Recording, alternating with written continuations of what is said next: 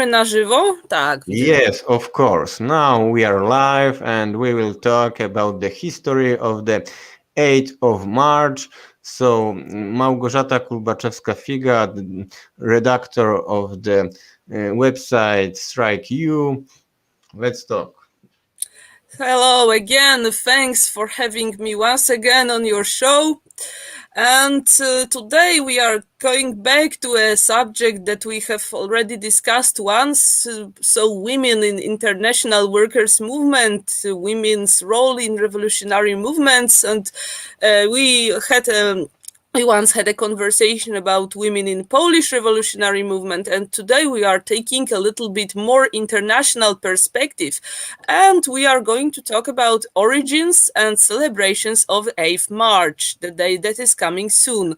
And today, in the conscience of most of women, it is known just a Women's Day, when women get flowers, women get good wishes from their colleagues, from their families, but the origin of this celebration is very different, and originally it was not supposed to be just a Women's Day where women can hear how beautiful they are, but as a day when women stand their ground, when they unite their forces to fight for better wages, for equality in all spheres of life, and against exploitation and inequalities. To be short, against capitalism, but we will come to that a little bit later.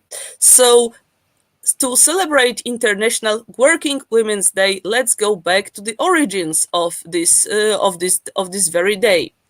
Well, in fact, the earliest Women's Day observance was perhaps held at the beginning of 20th century in New York City, and the Socialist Party of America stands at the very beginning of the Women's Day.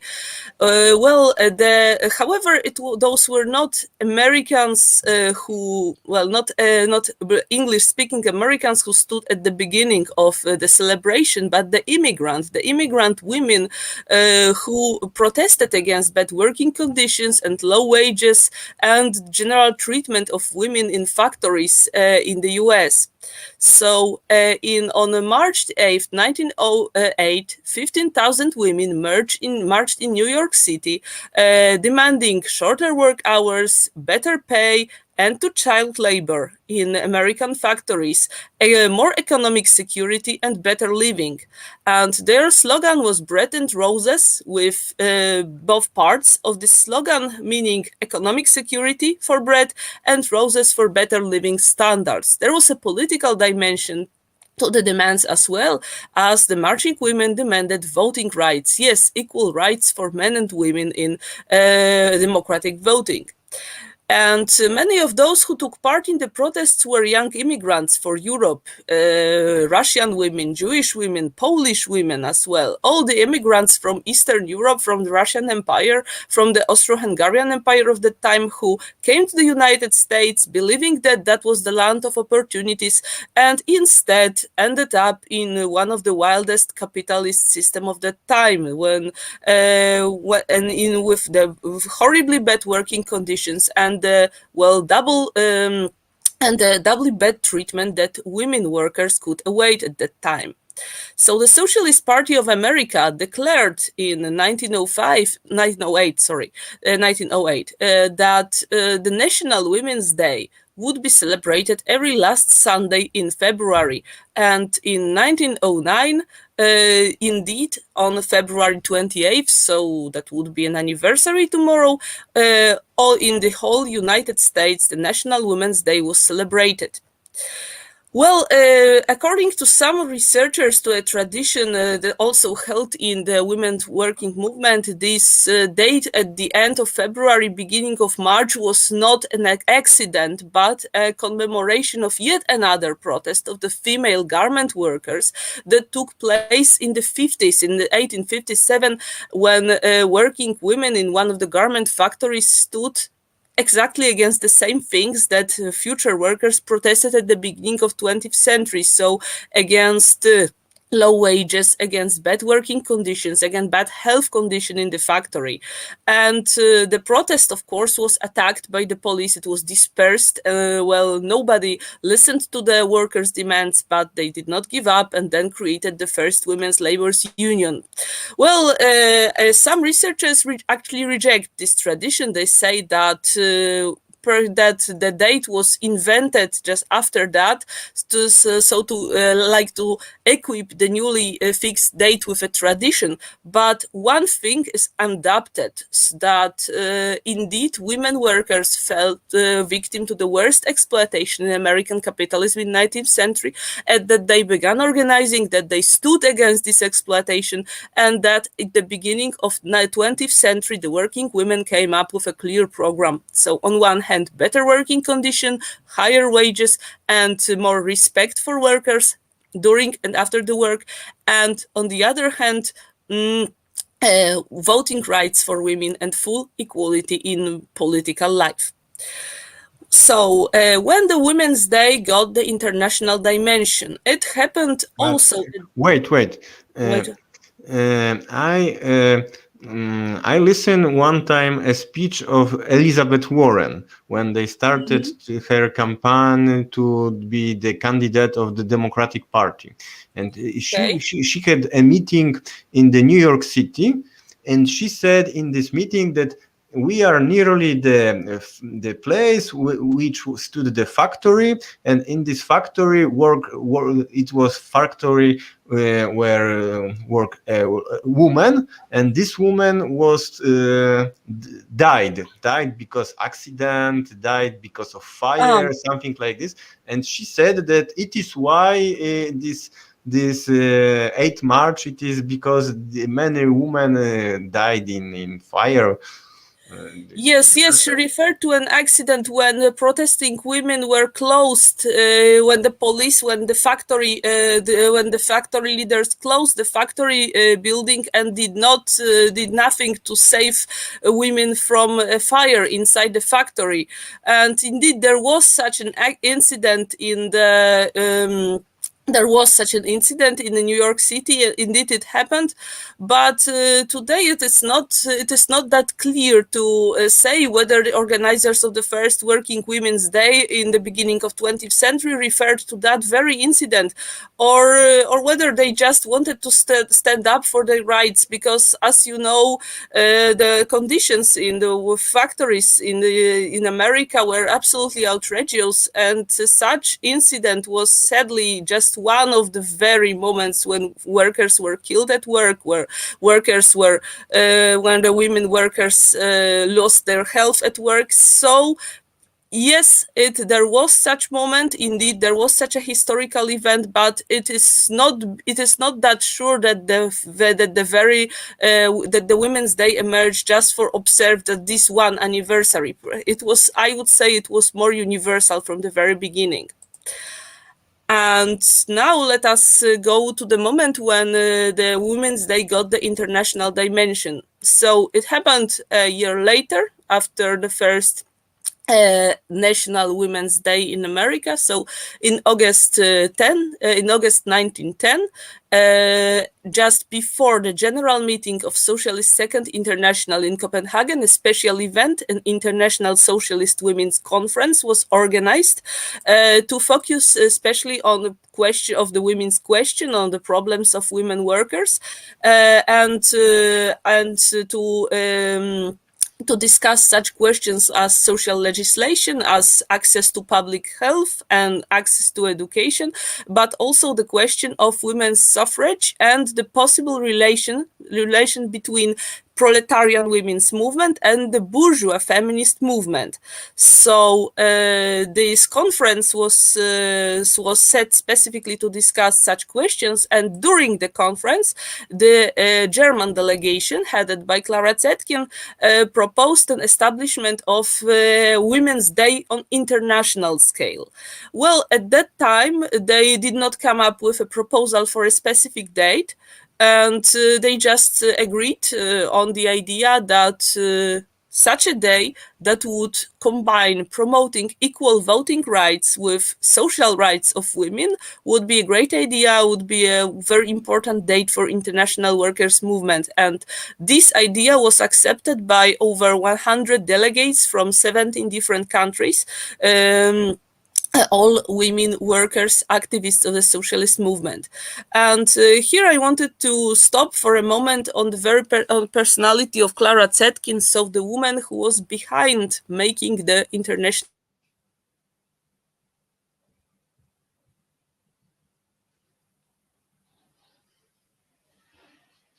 Hello. Let's talk about Clara Zetkin.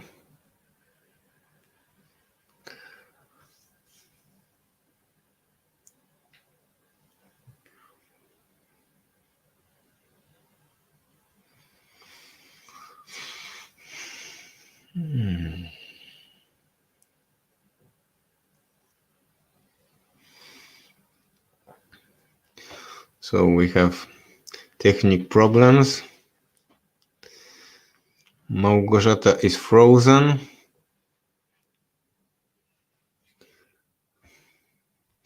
But I hope that she return soon. So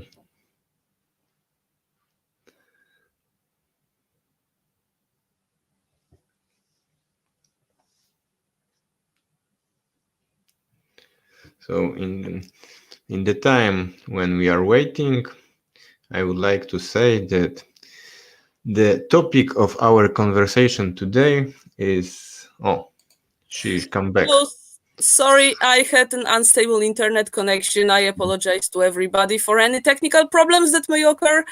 And Michał, could you tell me when did I disappear? You started to say who is Clara Zetkin. Okay. And after you are frozen. Oh, sorry. Sorry for my internet connection again. So I said that she was born in she at the age of 20 or a little bit more, she got associated with Social Democratic Party of Germany, and just a few years later she had to leave her homeland because socialist activity was banned in Germany. So she first emigrated for Switzerland and then for France. She continued her studies to get a degree in journalism, and she also got wider connections to international socialists, to socialist emigres from different countries who also were forced to quit their homelands, so predominantly Russian socialist emigres. And she was able to return.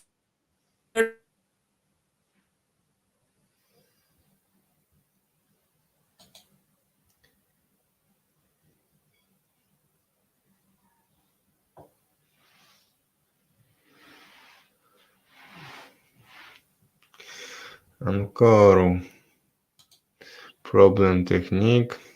So maybe we will try to make this without camera.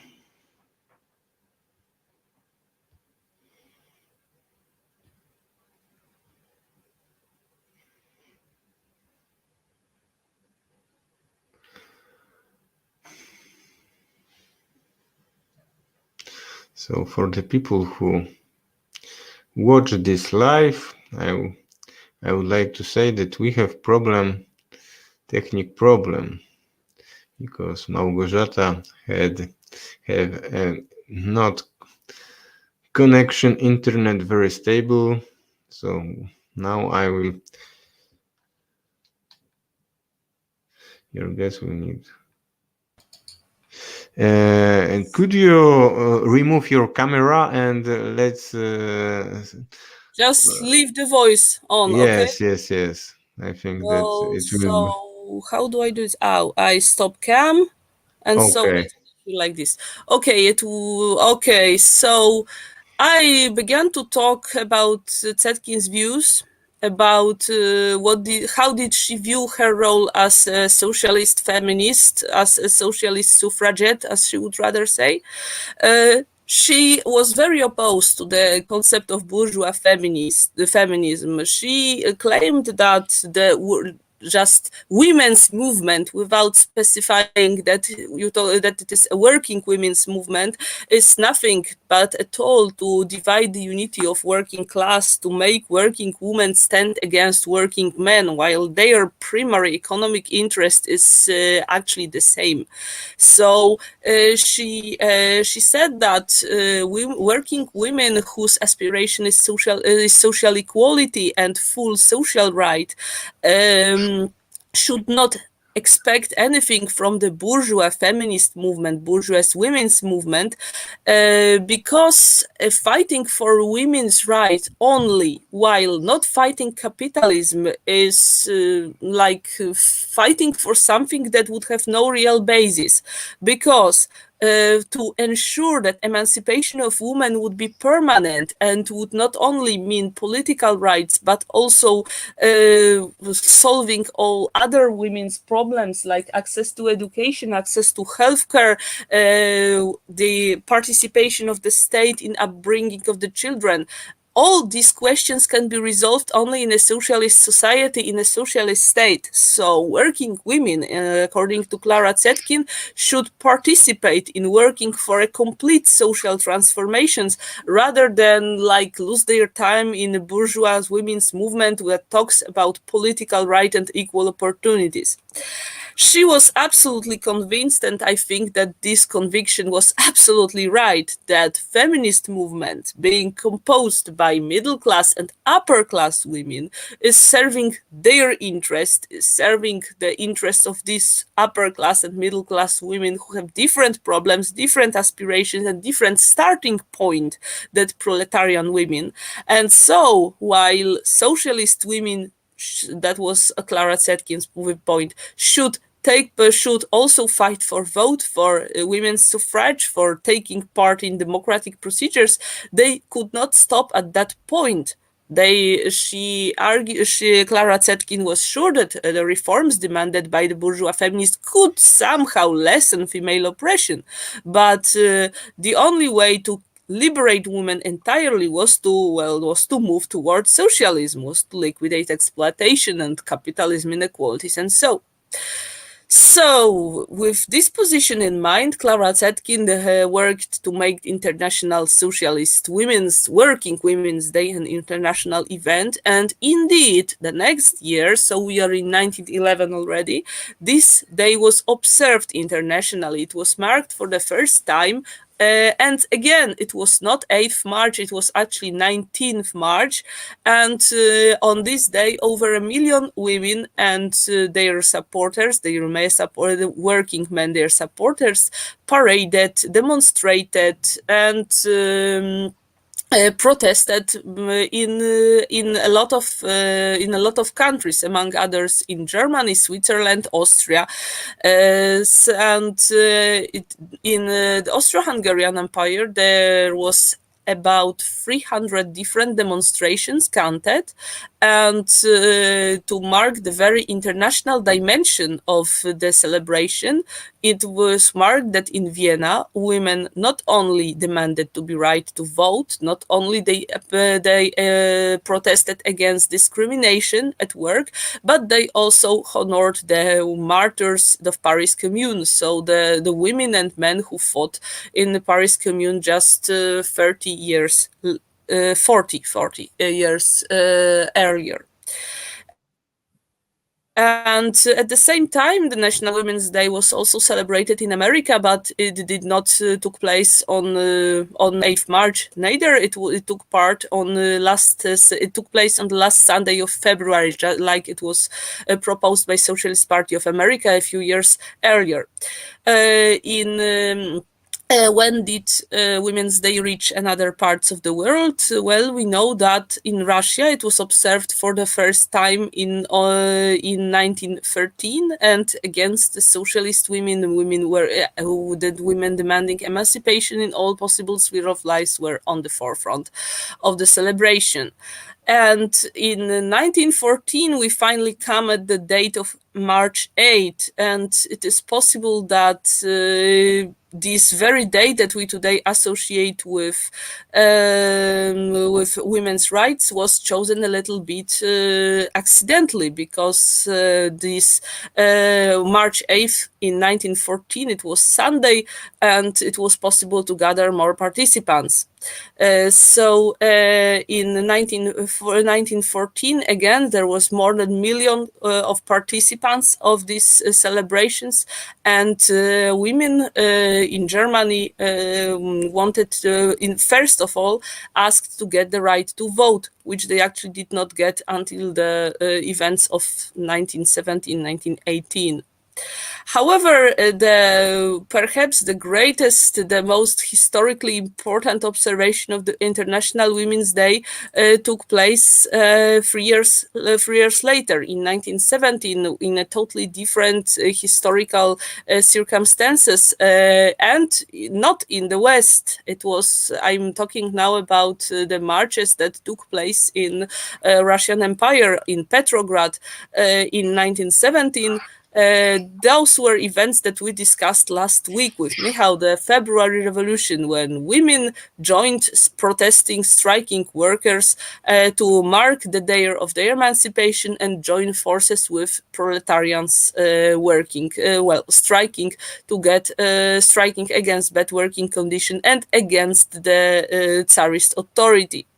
So those who saw the events in Russia then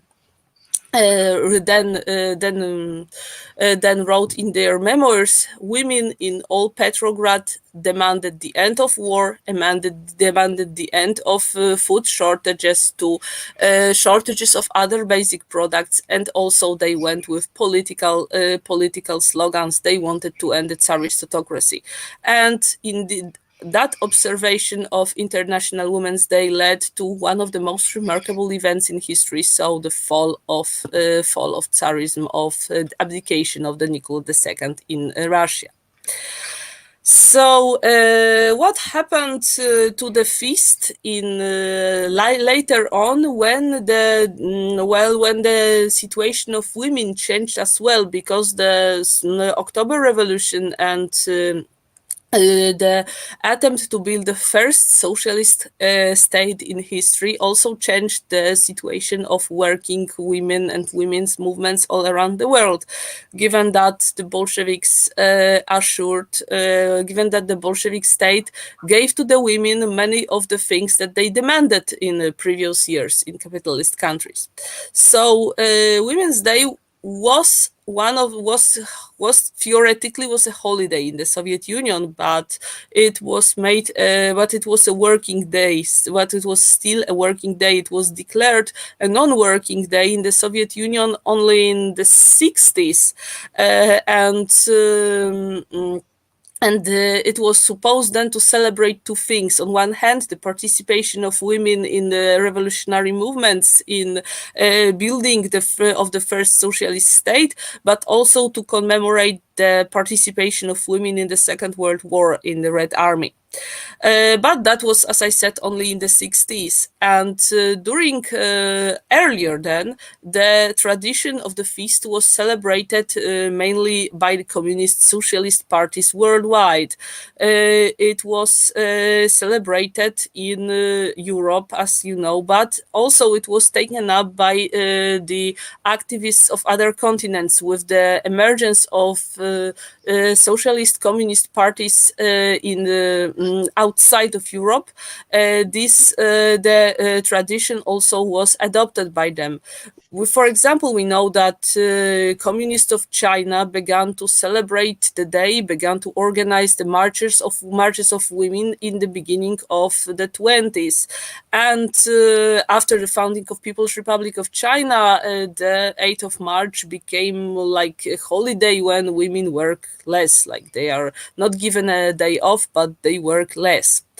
And actually, the date was the International Women's Day, retained its original meaning. So it was the day, International Working Women's Day, celebrated mainly by socialists for, like, I would say, the first few decades, because after the emergence of the second wave feminism, the date was adopted by them with well, with a slightly different meaning, for it was indeed women's groups were still demanding full reproductive rights. They were demanding equal economic opportunities, so equal pay for men and women.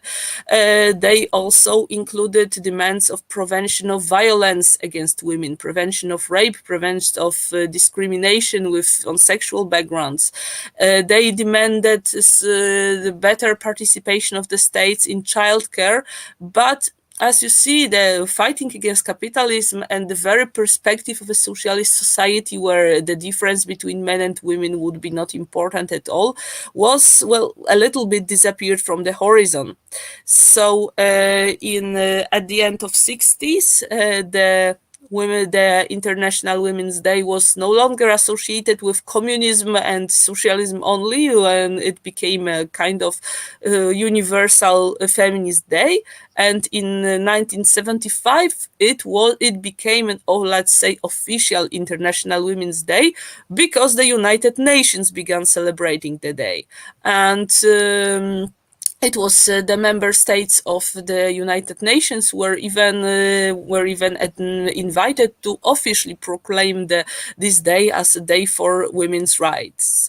So from the time on, and particularly after the fall of Soviet Union, when the situation of the working masses around the world changed again, now for the bad, the March 8th, so the day that was the day connected with workers' struggle, the working women's struggle, was, well, like, changed into into a women's celebration, which has nothing to do with the origins. I mean, not it does not mean that the original meaning disappeared entirely, because there are everywhere in the world, there are communist parties, there are socialist parties which remember this origin and try to speak about women's rights on this day. But at the same time, there are major corporations who then on this day come up with best wishes for women that they exploit on everyday basis. There are best wishes for world leaders who do not respect women in their everyday political practice, and there are different traditions which sound nice but do not really change anything in the plight of the women. And here, well, I would say that. Here I would say that today, better than anywhere, we can see how right was Clara Zetkin while saying that the interests of the bourgeois feminism and of the proletarian work women's liberation movement, well, are not entirely incompatible, for there were some points where the proletarian and the bourgeois women could agree, such as the right to vote, but that the upper middle class feminism does not change the essential, and that women still fall victim to exploitation. Women are still subjected to the most outrageous capitalist violence, and that capitalism is not able to solve their problems. Capitalism would be never able to introduce a true equality between sexes. And these words, I think, are even more adequate today than they used to be 100 years ago. Okay, thank you very much. I would like to ask you about the perspective for the women's rights for the future in your point of view, because in the feminist narration, we see that 20th century it was a progress. So everywhere, every year is better. We have all this map of the world that many countries started to introduce the vote for the woman, and they say that we have a progress, we have our society is better and better, and the situation of women is better and better. But when I observe the situation of the women's right in the late 40 years, I can say that we had many countries when the situation of women starting to became worse and worse. That we have all these countries where we had a contra-revolution of the religious contra-revolution. We had the countries like Iran, countries like Iraq, countries like Afghanistan. In all these countries, we had before situation that the woman can maybe not in Iran, but in we had all this situation that the woman can go to school and learn themselves. And after we had a theocratic contra-revolution, and it was banned. And it is also situation in Poland. When we had also contra-revolution, which was one of the main forces of the contra-revolution in Poland. It was Catholic Church, and in Poland we had the party which name is Konfederacja, and this party are very popular in the young generation of Poles. And one of the leader of this party, Janusz Korwin-Mikke, publiquement many times he said that we have banned the vote to the rights, vote to the woman. And these people in the young generation are very popular. So what do you think about the perspective for the women's rights for the next years? Because okay, so this is the question. Okay, so on one hand, we cannot deny that many things did change for the better for women in global scale. For today, we can't forget that in many countries, such as Ireland, just a few, if we are just to focus on Europe for a moment, just 50 years ago, 56 years ago, it was not obvious that women should be educated. Well, it was actually the opposite was obvious, that the place of women is at home with children and in the church on Sundays, of course. So women's education became a universal gain for European women only in the 20th century. And the fact that in many other countries of the world, women's movements emerged and they began advocating women's rights, women in every possible sphere of life, is also a big gain of 20th century. But on the other hand, I absolutely agree that we are now living at in the period of the anti-women counter-revolution, and the fall of Soviet Union was a tremendous blow to international working women's worldwide. Let me just remind one thing: at the end of the 40s, so just after the Second World War, the feminists of the European West were really surprised to find out how many rights were won by women in the Soviet bloc.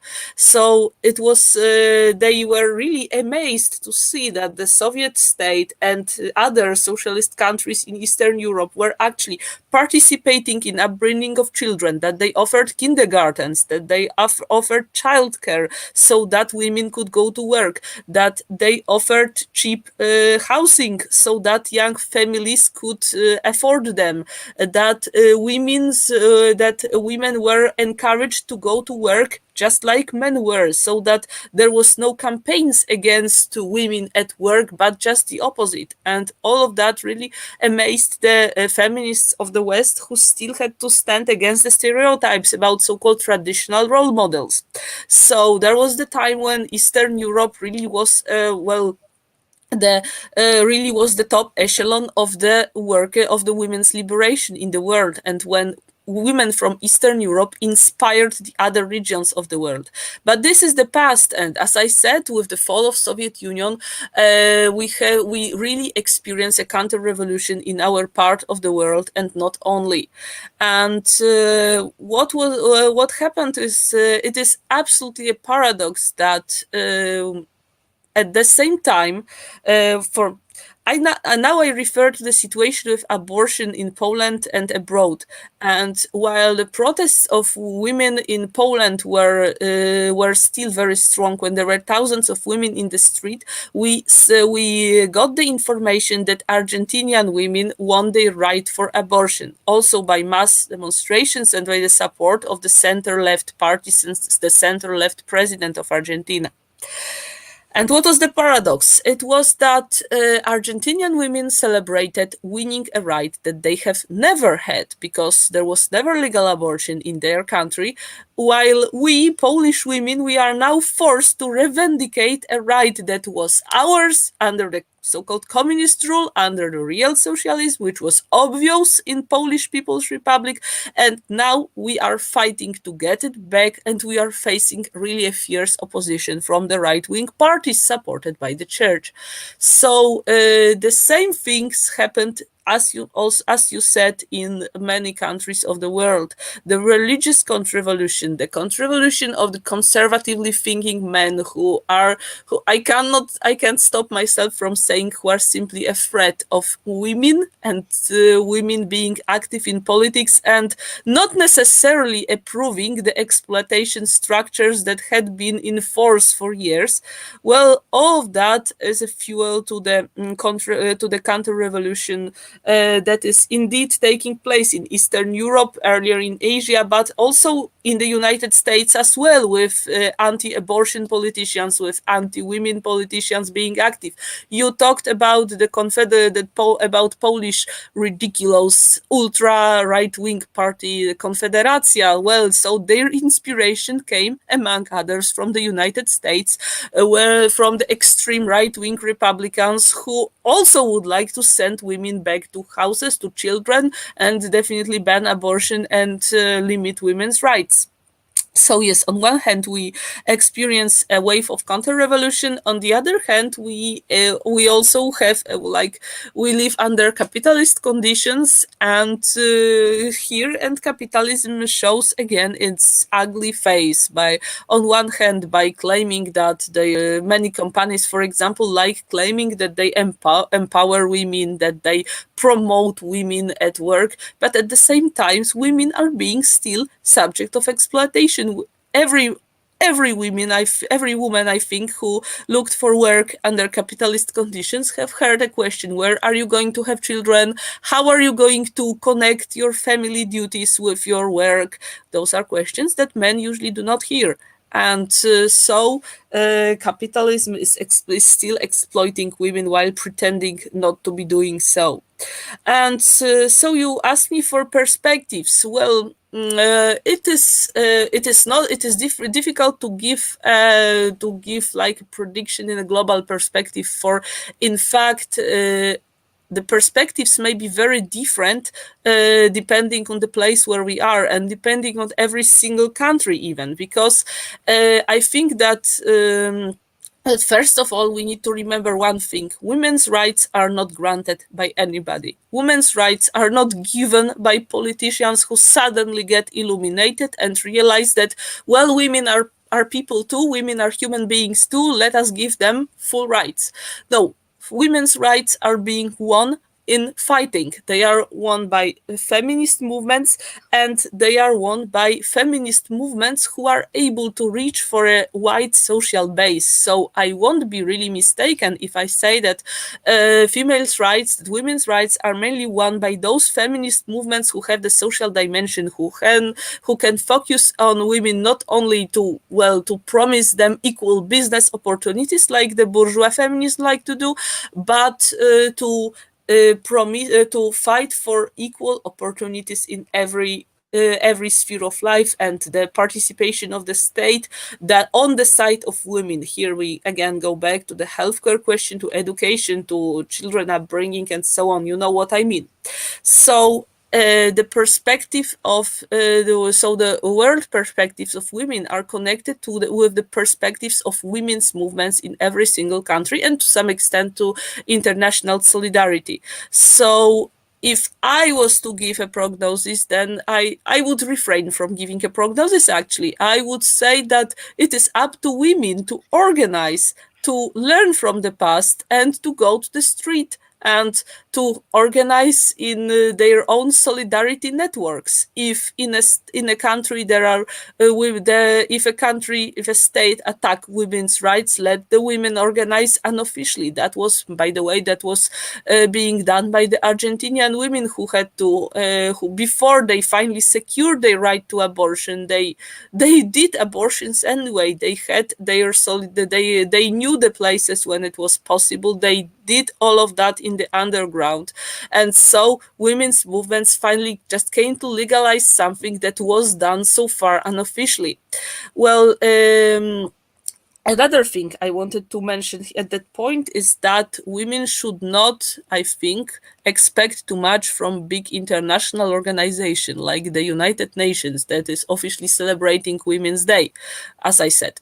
So today big international organizations are mainly able to propose to give their opinions, to express concern, but not to introduce any real social change on the ground. So once again, it is also connected to the situation of Polish women.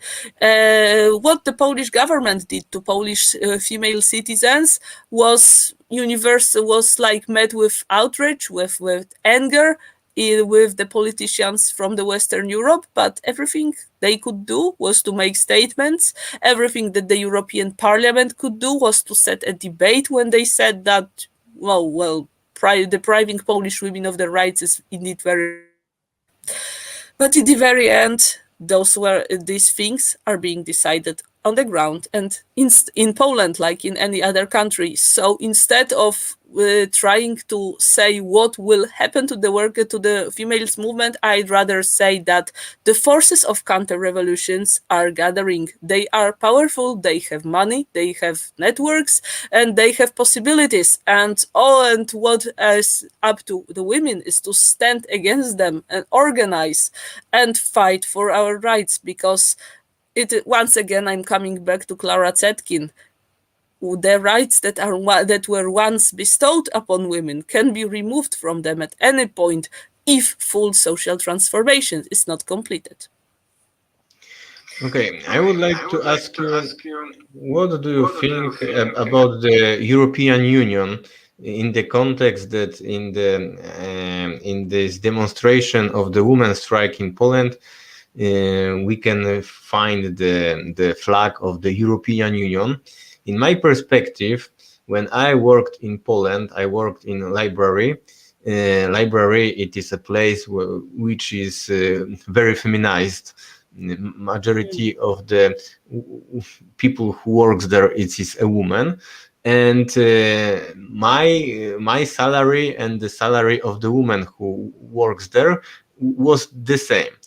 But when now I am a migrant worker, I know other Polish women who also emigrated from Poland, and I can say that always here in emigration, my situation financier was better than this woman. I before I worked in the building industry. I with asbest. Now I work in the called frozen storehouse or something like this. And I not earn very good money, but my situation is stable. The women who came from Poland, most of them work in the like cleaning woman or babysitting, or and this is the job not very well paid. It is the minimum, and without any respect for this work. And other Polish women, they work also in the prostitution. Maybe in prostitution the money is better, but it's nobody respect them. And my impression is that the integration Poland integration with European Union starting to make this gap in the earning money bigger than it was before. Of course, there are women from Poland who make a career in the Western countries, but this is only a small minority. Majority of the women which I know, this is the women who make a job. It's sometimes it is a woman who are educated. It is not that they are they cleaning houses because I know very good one woman which is in my family, I can say, in England. She had a diploma of the history, and she earning money cleaning houses, and it is not very well paid, and without any perspective of change this situation, because the labor market for the immigrant women are closed. Okay, and here we also come back and one very sad thing that we talked about immigrant workers from over 100 years ago, the immigrant workers who started the Observing Women's Day in America, the immigrant factory workers who protested against bad working conditions, and who actually started this very tradition. And here, 100 years later, we are like in the starting point. Again, we see immigrants from Eastern Europe, including, as you said, educated, intelligent women who could have done some other job in their native countries, ending up as low-skilled workers in the West, working well under their qualifications, working with no perspectives, no financial security, and so on. So once again, we can see that the socialist activists 100 years ago were right, that real emancipation of women can be assured only in the conditions of the bigger socialist transformations. And in this case, we see that all the feminism that is very popular in the West, all the words about equal women and men being equal, fades away when it comes to differences between East and West of Europe, between North and South, when the workers of of the poorer regions of the world are immigrating to the richer countries, to the more developed countries to work, to do these menial jobs, to do these low-paid jobs, because the international capitalist system is like forcing them to do so. There is no work for them in their native country, or there is no jobs, there are no perspectives in their native country, so they are migrating to like to well to gain for the immediate future, even though it means humiliation, it means deprivation, and mean hard work without any perspectives. So again, we see that how the bourgeois feminism is actually missing an important point, because you can't just say to tell women that you are all equal, and you just have to believe in yourself and stand up for your women's quality, if there are other factors too, and differences between poorer and richer regions of the world which are inevitable in capitalism. Well, yes, they are an important factor. And you talked about Polish women working in Great Britain, in France, somewhere in the West. But this is just a part of this chain, because in Poland, from our point of view, we have immigrant female workers from Ukraine, from Belarus, from Moldova, and those women are also treated badly. They work long hours in retail. They work in agriculture. They work in Polish. Well, I wouldn't say factories, for this is not industry, but yes, so in these Polish factories that still remained, we have also immigrant workers who also work under their qualifications and who work for a lower salary than Polish workers would do. And if we look to the even more to the east, we see that Poland is not the last piece. For there are also migrant workers from Central Asia, from Caucasus, migrating to Russia, and here the mechanism repeats. So once again, we come to the conclusion that there would be no liberation of working women, that there would be no equal chances for women if we are stuck to capitalist system with inequalities, with exploitation, and with eternal seek for cheaper and cheaper, cheaper and cheaper workers. Okay, my last question is, will you go to the demonstration of 8th of March in Poland in next week? And do you have idea what to do that these demonstrations which are in Poland are starting to be more interesting in the workers' question, in the socialism, not to promote the liberal feminism and all these politicians from the bourgeois party? Well, for sure, I would be going to a demonstration as a journalist. For this would be kind of my professional duty to be there and to see how the situation is developing. Is Polish women's movement Has the Polish women's movement regained any force after what happened last years, and would the existing organizations still be able to make women go out to the streets? And what about making the Polish women's movement more socialist oriented and less individual rights oriented? Well, this is a tough question too, because here in Poland, as I said already, we are facing a counter-revolution, and we are actually now struggling to make socialist movement living again.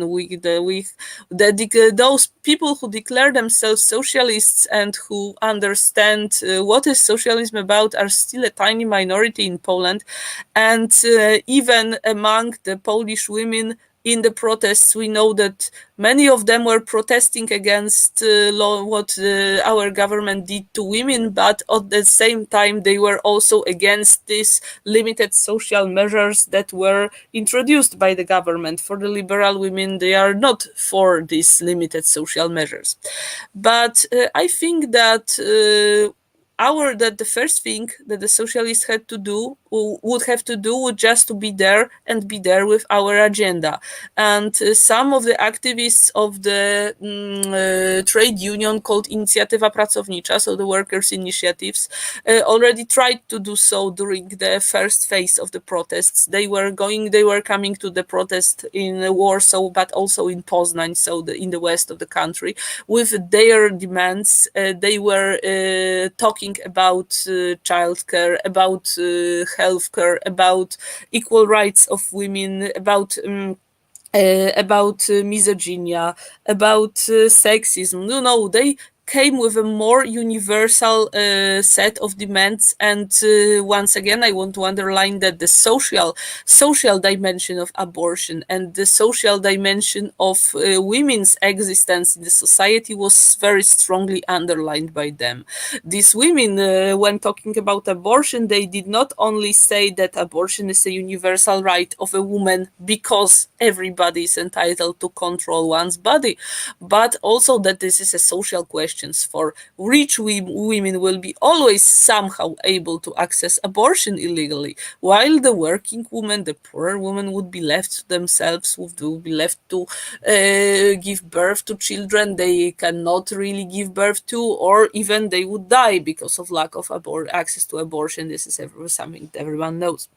Well, what I would say is that we need to strengthen this agenda because these demands were raised by some of the left-wing groups. I mentioned Inicjatywa Pracownicza, but there were also other left-wing groups in Poland, like the Polish Socialist Party and its YAF wing. There were also some anarchist collectives that took up this point of view during the protest. Well, we need not to be discouraged by the fact that the leadership of this All Poland Women's Strike is not really listening to the social voice, but we need to promote our agenda. We need to talk about that this loud. We need to promote it both online and during the protest. We need just not to give up and do this work. And well, this is the way that every social movement went through. That at the first there is just a tiny group, and then you gain supporters, and this is the way we need to go through. And here. One important point I wanted to make is about younger generation, which is turning left wing in Poland, according to the last service. And even if the skeptics can say immediately that, well, what kind of right wing is that if they are mainly for sexual emancipation and equality of all the possible gender and the identities? Well, this is true. This is true, but on the other hand, young Polish generation is also experiencing the capitalist paradise that was built for them after the victory of the counter-revolution in Poland in 1988. So 88. So they 89. Well, 9. and 9. Yes. Anyway, yes. So they are experiencing how is it to struggle with a wild free market? How is it not to have access to housing? How is it not to have access to public transport, really, because it is in bad condition outside of the big cities in Poland? And how is it also to be deprived of many of the institutions of the childcare that existed well in Polish People's Republic and now are no longer in use in the free market? So there is an auditorium to talk to, and the left-wing organizations should continue talking to them, and with a louder voice. That is what I can say. Okay, thank you very much for your presentation. I hope that in this year I will see many red flags in these demonstrations, and these things which you said about this youngest Polish generation which starting to turning left, it's true, because I don't trust media like Gazeta Wyborcza. So I would like to not only read articles about this, but I want to see this in practice. So in next week we have the chance to see it is true or not. Yes, indeed, and we will see if popular mobilization is still possible in Poland, and would the young women against be on the front like they were in October, in November of previous years during the women's protest. Well, thank you very much for the invitation, for our conversation, for your questions, and I can wish only myself and us all the better times for women, and not only without capitalism. Thank you. Thank you. Bye.